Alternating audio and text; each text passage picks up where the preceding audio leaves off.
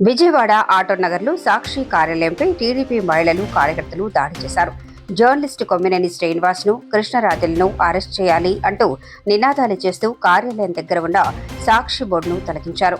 సాక్షి బోర్డును కాళ్లతో చెప్పులతో తొక్కుతూ సాక్షి కార్యాలయంలోకి గుడ్లు విసిరివేశారు.